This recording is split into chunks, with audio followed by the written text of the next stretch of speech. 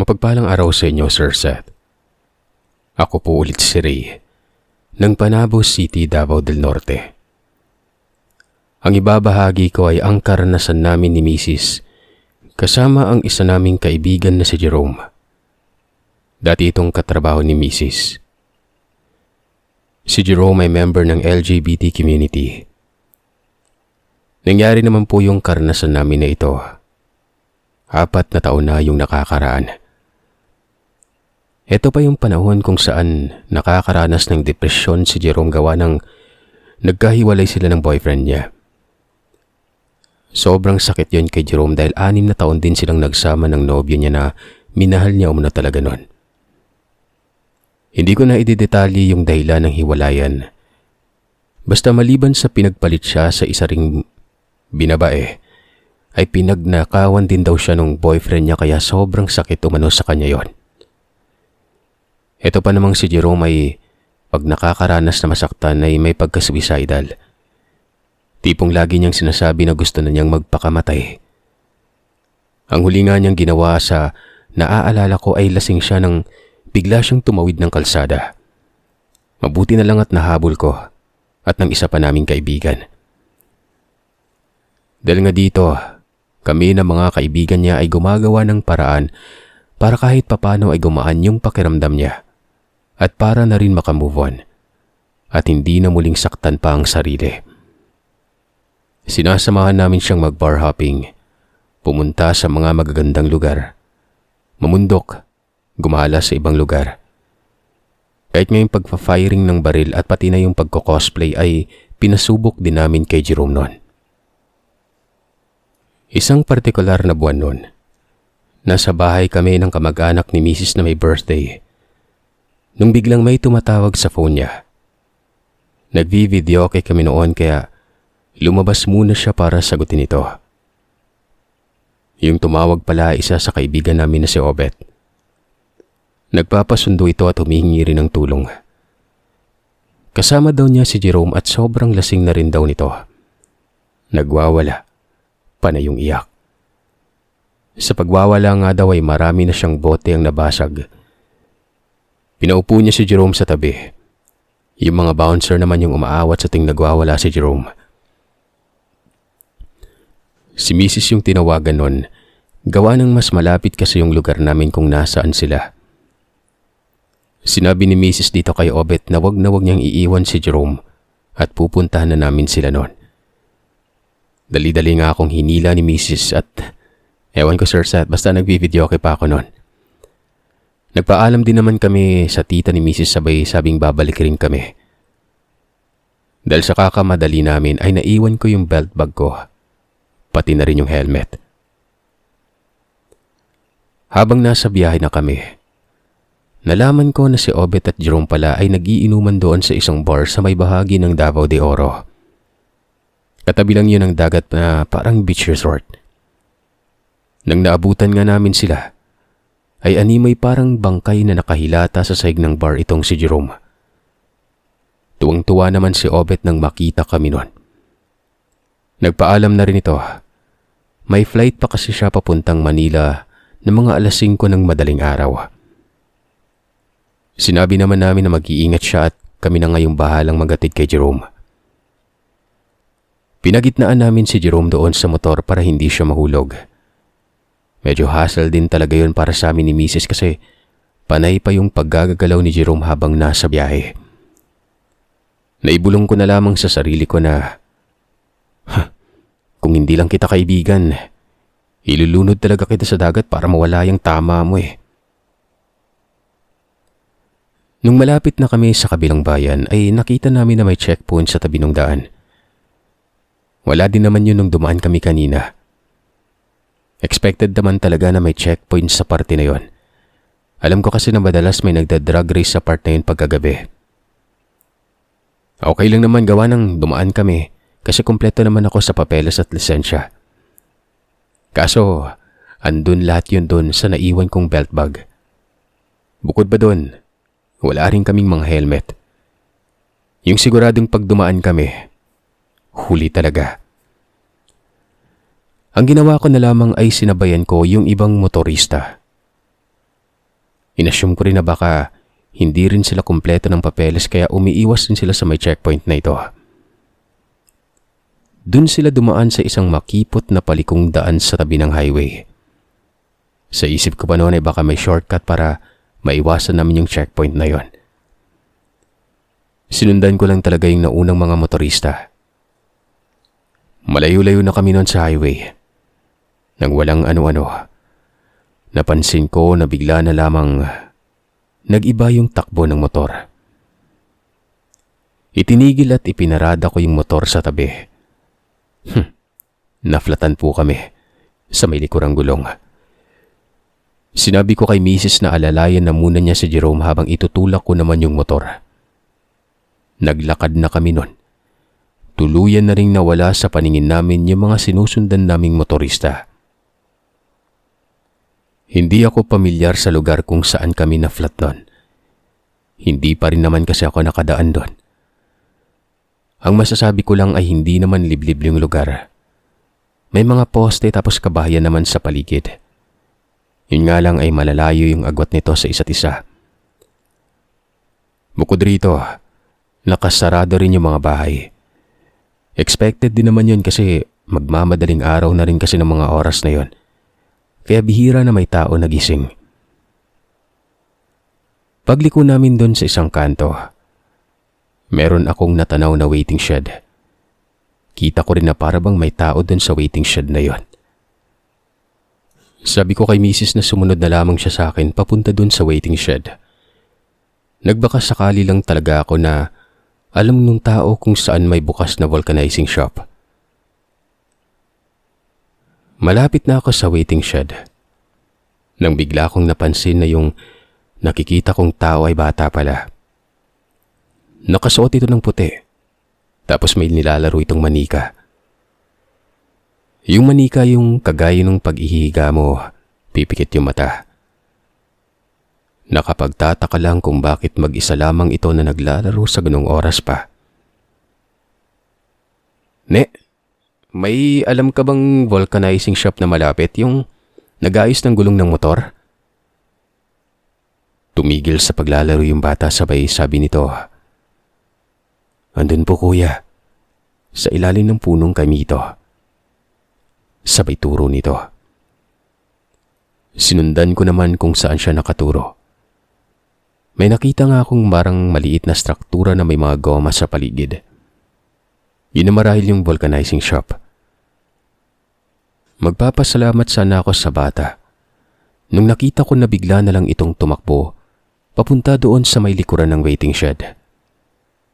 Sa parte yun na puro taniman na mga kakawa. Madilim din doon. Susundan ko pa sana yung bata nang bigla namang naabutan na ako ni Mrs. noon. Tinanong niya kung ano ang tinitingnan ko at kung saan na yung taong sinasabi ko. Bakit wala?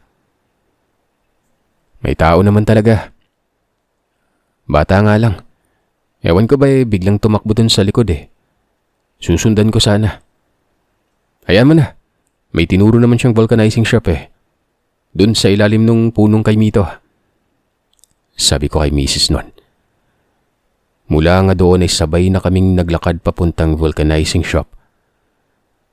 Nung medyo malapit na kami, ay napansin ko doon sa gilid ng daan na may bahagi na pala ng sementeryo. Hindi naman ako matatakotin. Pagkakagaya ko noon na may sementeryo, sadyang nagiging creepy lang talaga yung paligid pag may ganong lugar. Si Mrs. naman noon ay hindi naman natakot. Panay lamang yung reklamo niya habang akay-akay nga si Jerome. Hirap rin itong maglakad sa kalasingan at panay iyak at suka pa. Bale, describe ko lamang po ng konti yung pinuntahan naming vulcanizing shop para may idea kayo kung anong itsura. Nakapwesto ito sa unahan lamang konti mula doon sa pasukan ng sementeryo. Gaya rin ng sabi ko kanina, may puno ng kaimito sa tabi nito. Maliit lamang na struktura yon. May mga sirang gomang gulong sa paligid at pati na dun sa loob na nakasabit.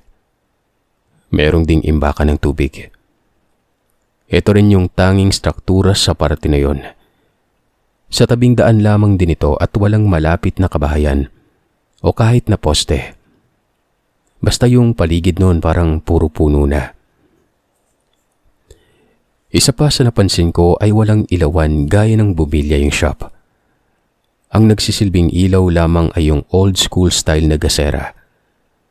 Merong ding nakalagay na karatula sa gilid na vulcanized open 24 hours. Nabutin din namin na walang tao doon sa vulcanizing shop. May mga upuan naman sa gilid kaya umupo na muna kami. Naghintay pa kami ng ilang minuto. Maya-maya, nagpasya ako na ikutin na yung paligid para hanapin yung nag-vulcanize. Naglakad pa ako paikot sa vulcanizing shop. At nung walang tao ay naglakad naman ako doon papuntang sementeryo. Ginala ko talaga yung panin ko sa punto na yon. Uwing-uwi na rin kasi talaga ako nun. Sa parte rin na yun ay wala rin akong makitang tao. Nagpasya na ako na balikan na lamang si Mrs. tsaka si Jerome doon sa vulcanizing shop. Pagkarating ko, napatingin ako sa kanila. Dito ay natigilan ako nun. Bigla kasing may natanaw ako na figura ng tao na nasa likod ni Mrs. at ni Jerome. Yung itsura nito, kung nakapanood kayo ng pelikulang Kung Fu Hustle, yung malakas na matanda na kalaban ng bida. Ganun na ganun.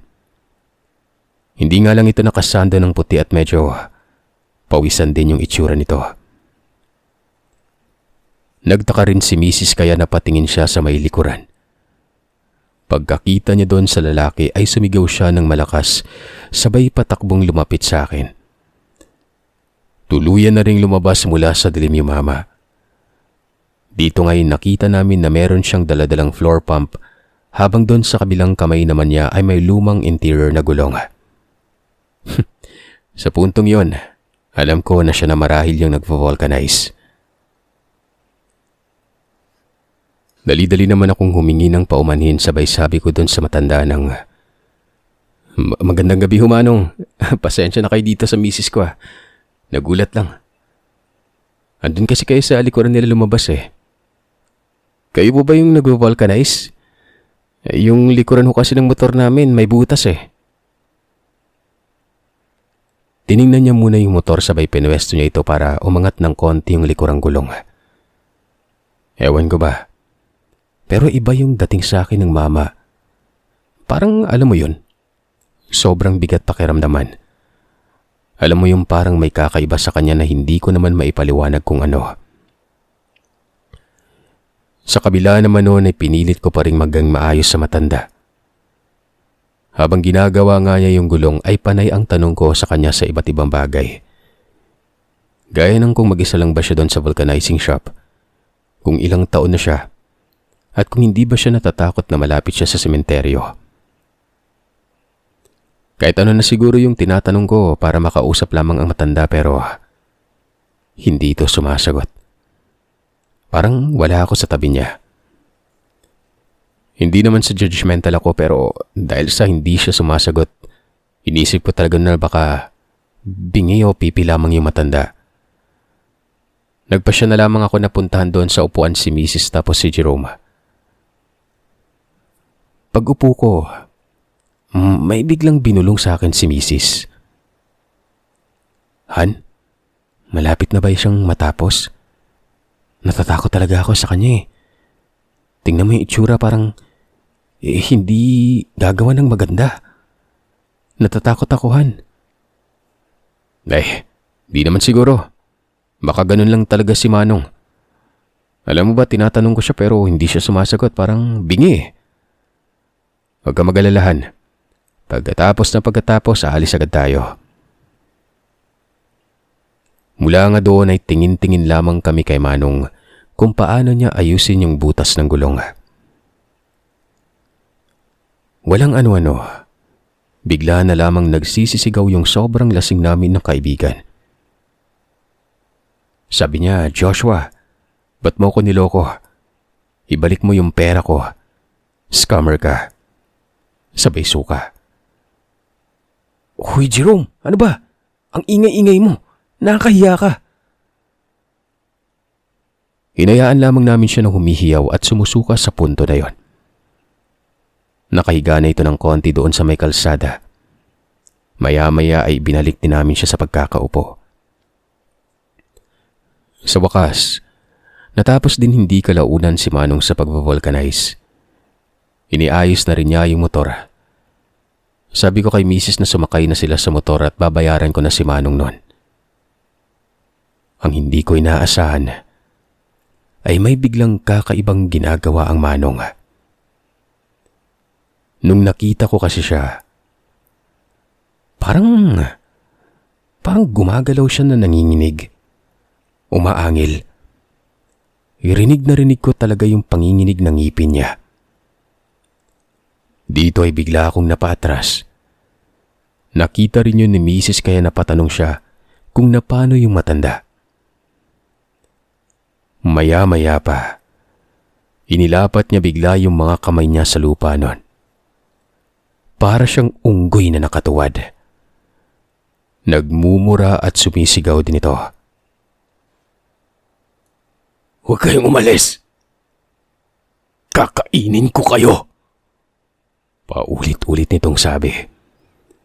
Hindi naman nagbago yung itsura ni Manong. Ganun pa rin. Kumulubot lamang ang mukha niya noon.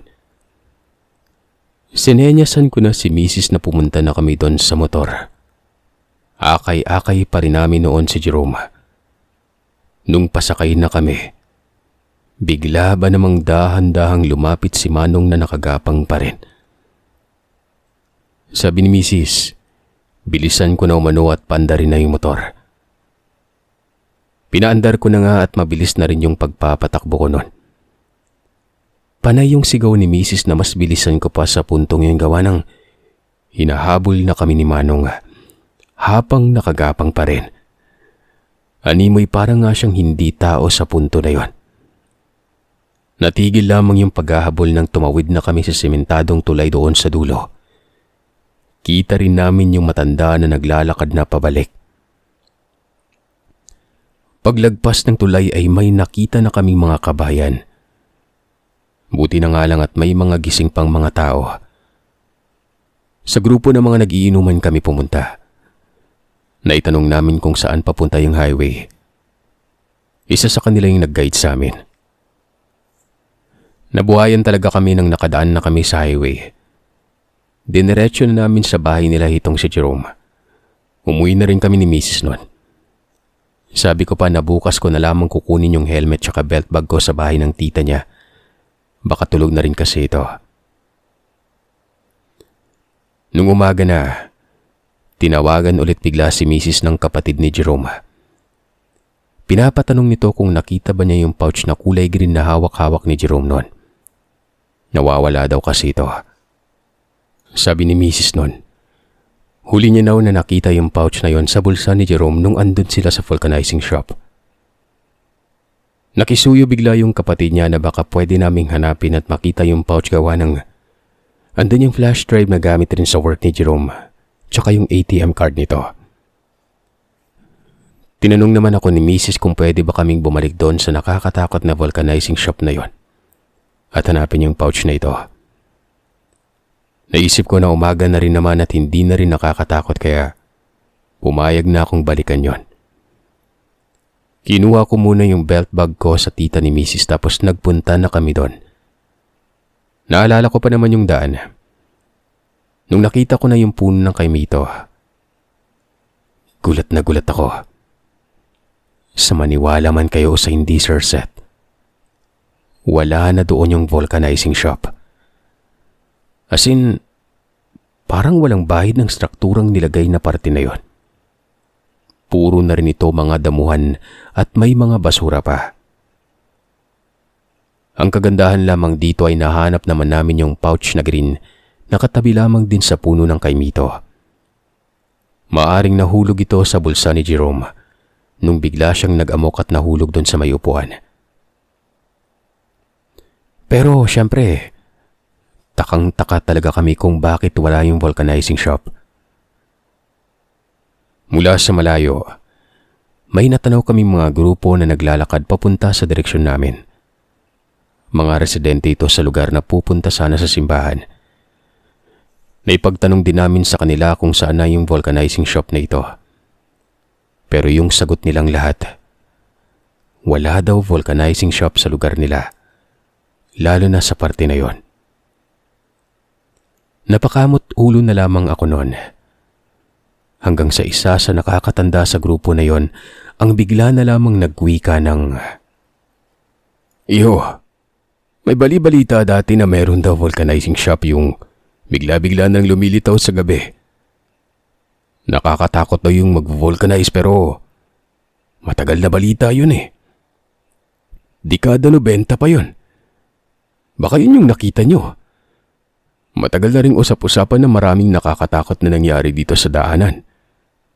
Katabi kasi ng sementeryo." Naikwento rin namin sa kanila kung ano yung itsura nung nakita naming lalaki. At maging sila man ay hindi rin pamilyar kung sino yon. Gayunpaman, nagbilin na lamang sila na hanggat maaari ay wag na muling dadaan sa lugar na yon. Pagkagabi, lalo na't bantog daw talaga yung daanan na yon na may kababalagan. Etong sunod naman na nangyari ay solong karanasan ni Jerome. Sa lahat na ata na pinasubok namin sa hobby kay Jerome para makalimutan yung manloloko niyang boyfriend. Yung pagko-cosplay na marahil yung sa tingin namin ni Mrs. ang parang nag-i-enjoy siya. Palagi rin naman kasi namin siyang niyaya pag may ganong event na malapit. Sa paglipas ng panahon ay tuluyan na nga siyang nag-i-enjoy. At minsan pa nga ay siya na rin mismo yung nag-aaya. Sumasali na rin siya sa mga cosplay competition.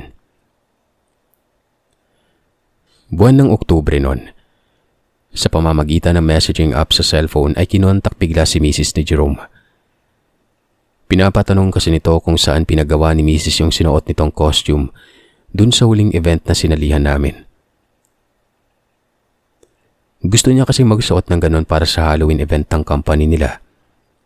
Bukod roon ay may sasalihan din siyang cosplay event doon sa lugar nila sa parte ng Iloilo. Malaki din daw yung mga premyo pag nanalo sa mga event na yon.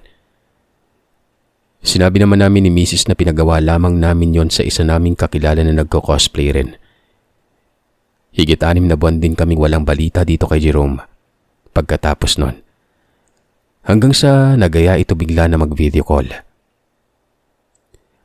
Kaya laking gulat namin dahil mas tumaba bigla si Jerome. Malayong malayo yung itsura niya nung huli namin siyang kinakausap. Nagkamustahan, nagkabiruan na rin. Biniro ko talaga siya sa itsura niya nung mga panahon na yon. May binigay kaming pangalan sa kanya na siyang gumawa ng costume ni Mrs.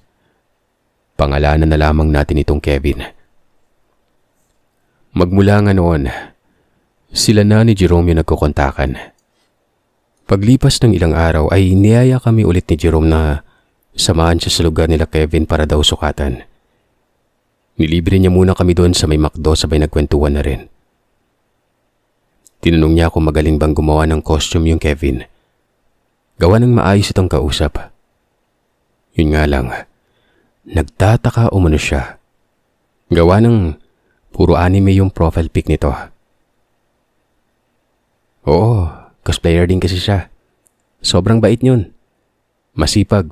Pag-graduate ng HRM pero hindi pa siya nakakahanap ng trabaho. Sideline niya yan. Katulong din niya yung kapatid niya sa paggawa ng costume. Sagot naman ni Mrs. noon. Malupit pa dyan, Jerome. Single yan. Pabirong banat ko naman. Hindi naman masyadong kalayuan yung lugar ni Kevin. Sa Davao del Norte lamang din ito. Medyo may kalayuan lamang ng konti yung bahay nila mula doon sa sentro ng barangay. Bali may madadaanan munang taniman ng mga pomelo bago yung bahay nila. Parang napapagitnaan yung buong bahay nila ng mga puno ng pomelo. Meron din silang isang kapitbahay. Pagkarating namin ay magiliw naman kaming sinalubong ni Kevin. Napatulala na lamang bigla si Jerome pagkakita niya kay Kevin noon. Hindi niya kasi inakala na may katangkaran ito. Bukod pa ron, matipuno din yung katawan. Parang nga umanong model. Kagad naman sinukatan ni Kevin at ng mga kapatid niya si Jerome. Kasunod nun, inadjust na rin niya yung sukat sa napili nitong costume. Naghintay lamang kami na mahigit kalaating oras bago natapos ni Kevin na ma-adjust yung damit na yon. Nagbigay muna ito ng paunang bayad bago kami umalis. Sabi naman ni Jerome ay ibabalik din niya yung costume pagkatapos ng mga event na sasalihan niya. Ang kagandahan naman dito, siya yung nanalo sa lahat ng mga cosplay at Halloween costume events na sinalihan niya noon. Ang pinakamalaki nga niyang panalo ay doon sa company nila na yung premyo ay nasa 12,000. Nagpasya rin si Jerome na bibigyan niya ng balato si Kevin. Bukod kasi na sobrang fit talaga sa kanyang damit, gandang-ganda rin ito sa costume. November 5 nung magpasya si Jerome na isaoli na yung damit. Plano niya sana na pagkatapos sa oli ay dediretso na ito papuntang Bukidnon kaya dinala niya yung kanyang sasakyan. Ang hindi nga lang niya inaasahan dahil sa magdamagang ulan ay binaha lahat yung parte ng subdivision. Bukod doon, baha rin yung downtown Davao. Nagpasya na lamang muna siya na hupain muna yung baha. Nangyari naman, pero 6:00 na ng gabi. Traffic din sa Davao pagkaganong oras gawa ng rush hour ng mga oras na yon. Dahil na rin sa haba ng biyahe ay narating din ni Jerome yung bahay ni Kevin bandang 8:00 na ng gabi. Naunang minessage ni Jerome si Kevin sa messenger na isasauli na nga niya yung pinarentahan na costume nung malapit na siya. Hindi nga lang ito sumasagot. Pagkarating nito sa bahay ay napansin agad ni Jerome na bukas yung gate nila. Pumasok naman ito. Panay rin yung tawag niya kay Kevin pero wala siyang nakuhang sagot nun. Napansin rin niya na animoy parang may tao doon sa loob ng bahay nila. Nung tingnan niya ito ay bukas naman yung pintuan. Naglakas loob itong pumasok. Nagtaka siya nung una gawa ng magulo yung sala nila na parang sinadya talagang guluhin. Kevin? Kevin? Andyan ka ba? Isasauli ko na yung costume. Sabi ni Jerome. Bigla na lang may kung anong figura ng tao siyang nakita na papunta doon sa may kusina. Dito nga, pagkarating doon sa kusina ay namatigil siya sa nakita nun. Figura ng taong nakatalikod. Nakasuot ng pink na kasuotan ng babae na parang gamit din sa cosplay. Mahaba yung buhok nito na halata namang wig nun. May pagkamaskulado sa katawan. May tattoo sa braso. Sigurado siyang lalaki na nakasuot ng babae. Nagtataka man sa nakita ay pinili pa rin ni Jerome na tanungin ito. Magandang gabi ho. Andito po ba si Kevin? Isasauli ko sana tungko. Hindi na natapos ni Jerome yung tanong. Unti-unti na kasing humarap yung kausap niya. Napatitig siya ng gusto sa nakita. Gawa ng nandidilat umano yung mata ng lalaki. Meron itong dalang patalim na hawak-hawak niya sa kanyang kaliwang kamay. Duguan din yung mukha pati na rin yung suot niya. Huli na rin ang napansin ni Jerome na meron palang katawan ng tao na nakahandusay doon sa sahig ng kusina. Wala na itong malay. Bigla-bigla na lang nasinugod nung nakita niyang lalaki si Jerome. Iwinasiwas nito yung dala niyang patalim. Mabilis din naman yung aksyon ni Jerome. Kaagad niyang hinarang yung dala-dala nitong costume. Napaatras din siya sa punto na yon at bigla daw sumabit yung paa ng lalaki sa may lamesa sa kusina kaya ito natumba. Dito na nagkaroon ng pagkakataon si Jerome na makatakbo. Mabilis naman yung pagbangon ng lalaki kaya naabutan rin niya si Jerome. Nahawakan niya ito sa kanang balikat at nung akmang hahatawin na ito ng patalim, Biglang itinapon ni Jerome sa mukha ng lalaki yung hawak-hawak nitong costume. Tumakbo pa palabas ng gate ng bahay si Jerome. Pupunta na sana ito sa may sasakyan. Yun nga lang ay hindi niya ito mabuksan dahil nahulog niya ata yung susi nun. Ramdam na umano niya na nasa likuran na niya yung lalaki kaya mabilis ulit siyang tumakbo. Tumatakbo siya habang sumisigaw at humihingi ng tulong. Pinuntahan niya yung katabing bahay nila Kevin pero wala palang tao doon. Nagpa siyang bumalik sa loob ng bahay nila Kevin. Ikulong ang sarili. Habang papunta, nakita niya na pinaghahataw ng lalaki yung side mirror ng kotse niya tapos binutasan rin yung mga gulong nito. Tagumpay naman siyang nakapasok sa bahay na yon.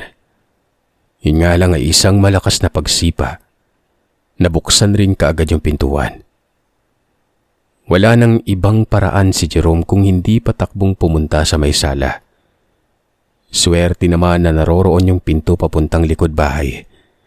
Swerte rin at bukas ito. Iikot sana siya ng bahay nang bigla na lang sa likuran para niya ay may mga asong nakatali nun. Parang alaga umano yun ang pamilya ni Kevin. Pinagtatahulan siya ng mga aso at galit na galit nito. May takot sa aso si Jerome, kaya napaatras siya nun. Alam na ni Jerome na mako-corner siya at maaaring katapusan na niya. Palapit na rin sa kanya yung lalaki na may dalang patalim. Patawa-tawa pa ito habang papalapit nun. Napaupo na lamang si Jerome sa puntong yon habang umiiyak. Walang ano-ano ay isang malakas na sigaw yung narinig niya. Kasunod noon ay ang biglang pagbagsak ng lalaki. Doon ay nakita niya si Kevin na may dalang baseball bat. Duguan ito. Siya rin yung nakita doon sa may kusina na walang malay. Buhay pa naman yung lalaki. Nawalan lang din ito ng malay nang hampasin nga nito ni Kevin. Dala marahil ng labis na takot at tuwa, ay biglang napayakap si Jerome kay Kevin. Nakahingi naman agad sila ng tulong sa pamamagitan ng cellphone. Dumating na rin yung tulong. May mga taga-barangay, residente at pati pulis na dumating nun. Napasugod din kami. Grabe talaga yung pag-aalala namin kay Jerome. Mabuti na lang at hindi ito masyadong nasaktan. Nahuli at nadala naman sa presinto yung nakakatakot na lalaking ito. Ayon sa investigasyon, residente lamang pala ng barangay yung lalaki at matagal na daw may diferensya sa pag-iisip. Tinatago o kinakadena yung lalaki ng mga kamag-anak hanggang sa nakatakas ito. Nagpag-alagala at napadpad kina Kevin. Kwento naman ni Kevin ay nakita niya daw yung lalaki na naglalakad lang sa harapan ng bahay nila. Sakto naman at mag-isa lamang ito sa kanila noon. Nung papunta ito sa likuran ng bahay para pakainin yung mga aso, bigla siyang sinunggaban ng lalaki tapos ay pinalo umano siya ng malaking bato. Nung nagkamalay at nakita na lamang niya yung sarili na naroroon sa kusina ng bahay nila, dagdag pa ng mga kamag-anak ng lalaki ay hindi daw gumagamit ng bawal na gamot yung kapatid nila. Yun nga lang ay lagi daw nitong sinasabi na may bumubulong sa kanya at gusto umanong pumasok nun. Nagsimula lamang umano yung kakaiba nitong ginagawa muna nung lagi itong nagpupunta sa mga abandonadong lugar para manguha ng mga bakal. Hindi kalaunan ay nadala din naman yung lalaki sa isang mental institution at nagpapagaling. Eto'y malupit. Naging mas close bigla si Kevin tsaka si Jerome. Kahit hindi related sa pagko-cosplay ay lumalabas na sila noon. Sila na rin yung magkasama pumunta sa mga cosplay events at hindi na kami ni Mrs. Hindi naglaon ay nalaman na lamang namin ni Mrs. na mag-on o magkasintahan na pala sila ni Jerome at Kevin. Kalain mo yan. Dahil sa pagko-cosplay, nagka-love life muli itong kaibigan namin. Etong huling karanasan ay ang karanasan naman namin ni Mrs. Pinili ko na isali yung karanasan na ito gawa ng nangyari ito 7 taon lang. Unang linggo ng Enero, nabigla kami ni Mrs. sa balitang namatay yung kaibigan ko. Batchmate at kumpare na si Yongyong o Eric. Hindi kami makapaniwala gawa ng sobrang lakas pa kasi nito nung huli naming pagkikita nung nakaraang taon. Ang nagkumpirma lamang sa amin ay nung nag-message bigla sa group chat yung ate ni Yongyong. November pa pala nung nakaratay siya sa banig ng karamdaman. Pinili din daw talaga ni Yongyong na wag nang ipagsabi yung kalagayan niya. Siguro, baka ayaw lang namin siya kaawaan. Sa unang gabi ng lamay ay naroroon din yung mga kabatchmates namin. Lahat sila hindi makapaniwala sa nangyari. Yung iba pa nga sa kanila ay bumiyahe galing malayo. Mapuntahan lamang yung lamay. Dahil na rin sa matagal kaming hindi nagkita ay napuno ng kwentuhan kaming magkakabatchmate. Inaalala din namin yung mga kalokohan kasama itong si Yongyong. Dahil na rin sa work schedule, nagpaalam muna ako sa mga kaibigan ko at sa pamilya ni Yongyong na hindi muna ako dadalaw gabi-gabi. Night shift na kasi ako nung linggo na yon. Sinabi ko na lamang na sa last vigil na lamang ako susunod na dadalaw. Naiintindihan din nila yon. Sa mismong araw ng last vigil ay muntik na kaming hindi makapunta gawa ng umulan ng malakas nun. 4 na araw na sunod-sunod na ulan. May mga bahagi po ng panabo yung lubog sa baha, lalo na dun sa lugar namin. Buti na nga lang pagdating ng hapon ay tumila na yung pag-ulan. Hinintay ko na bumaba muna yung baha bago kami pumunta kina Yong. Bale, nakarating kami ron na mga 8:00 na ng gabi. Sa puntong yun ay mas marami na rin yung bisita. Mas marami na sa mga kabatchmates namin yung pumunta. Halos kompleto na kami ng mga magkakabatchmate noon. Maya-maya ay bigla ulit umulan. Wala namang problema dahil sa labas ng bahay ng lamay ay may malaking tarapal at kasya naman kaming lahat. Nung maabutan ko nga sila noon ay nagiinuman na. Sumali na rin ako. Yung inuman namin ay yung klase ng inuman na mas marami pa yung kwentuhan kesa yung mismong pag-iinom. Hindi mo rin naman masisisi kasi minsanan lang din kami kung magkita-kita lahat. Mag-alas 12 na nang matigil na yung ulan. 1:30 ng madaling araw nang magpaalam kami ni Mrs. na uuwi na. Inaantok na rin kasi siya at kailangan ko rin magpahinga. Una muna kaming nagpaalam sa mga kabatchmates ko tapos noon sa nanay naman ni Yongyong. Sinabihan naman kami na mag-iingat noon at dahan-dahan lamang sa pagmumotor. Teka lang, bago ko makalimutan ay huwag na kayo dadaan doon sa may crossing ha. Mataas na daw yung baha doon.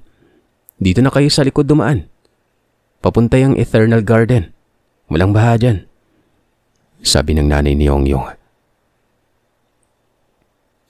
Agad naman kaming sumunod sa kanya. Bali doon na nga kami dumaan. Yung Eternal Garden ay pangalan ng public cemetery dito sa Panabo. Malapit lamang ito kina Yongyong. Diretsyong pahaba lamang ito na nasa dulo ay highway na. Mas mapapalayo lang talaga kami pag doon kami dumaan pero mas okay na riyon kesa naman lumusong kami sa nanglilimahid at nakakadiring baha. Baka doon pa kami maka-impeksyon at magkasakit noon. Habang padaan kami papuntang Eternal Garden, meron kaming nakitang kasabayang motorista. Meron itong angkas na parang figura ng babae na animoy, may hawak na sanggol. Malit lamang din yung motor na parang Honda Wave lang yung pormahan. Nung una, nagtataka ako dahil bakit nilalabas pa nila yung sanggol na mga ganong alanganing oras. Sobrang lamig pa nun, na para bang hindi ata tama. Napansin ko rin na walang ilaw yung motor nila. Sobrang delikado nun, lalo na't madilim pa yung daanan na yon. Nagmagandang loob na lamang ako na ilawan yung unahang daan. Pinosisyon ko yung ilaw para pabor sa kanilang daanan para makakita sila nun. Kumbaga, parang sinabayan ko sila sa pagbiyahe. Maya-maya pa ay bigla akong binulungan ng misis ng, Han, iba yung kutob ko dito sa kasabay natin. Hindi ko alam kung namamalik mata ko pero nakita ko kasi sila kanina. Wala silang mukha. Weh, nananakot ka lang ata eh. Hindi mo talaga makikita yung mukha nila eh, sobrang dilim dito. Alam mo, baka bunga lang ng pagod yan. Pikit mo na lang yung mata mo, tapos higa ka ng konti sa may likuran ko. Ilang sandali pa, nagulat talaga kami sa sumunod na nangyari. Bigla kasing pinaharurot ng motorista ang motor nito. Napakabilis. Tuloy-tuloy yon hanggang marating nga doon sa highway. Napasigaw si Mrs. pagkakita niya doon. Sigurado din kasi kami na madidisgrasya talaga pag ganun kabilis yung takbo. Pagkarating sa may dulo, nagulat kami gawa ng merong malaking hukay sa dulo ng daan. May mga heavy equipment tapos merong signage doon. Bigla na ring nawala yung sinusundan naming motor. Doon namin nalaman na pinapagawa pala yung bahagi ng daanan na yon. May mga nagtitinda ng barbecue doon sa malapit. Sa kanila na rin kami nagtanong kung may dumadaan pa ng motor. Mabuti na lamang at bukas sila ng mga oras na yon. Dahil siguro may order na mga nagiinuman. Nagkatinginan muna yung dalawang nagbebenta ng bulot. Tsaka yung gwardya na noon ay kumakain. Sabay din nila sinabi na wala daw silang nakita. Maliban sa aming dalawa. Labis-labis ang pagtataka namin ni Mrs. nun. Nagpasya na lamang kami na umikot na lamang at maghanap na lamang ng ibang daanan. Nang malapit na kami noon sa may bandang sementeryo, sinadya kong magbusina. Naisip ko rin kasi na sa pamamagitan noon ay maiiwasan namin na magambala yung iba pang kaluluwa. Sa tingin ko rin kasi baka multo na nakasakay sa motor yung nakasabayan namin nung gabi na yon. Wala namang nangyari sa aming masama nang papauwi na kami. Hindi ko talaga aakalain na makakaranas pa kami ng kababalagan sa last vigil ng kaibigan ko na si Yongyong. Kung multo man yung nakasabayan namin nung gabi na yon, ang hiling ko lang, sana ay makuha na nila yung katahimikan at wag na silang magpaparamdam ng ganon.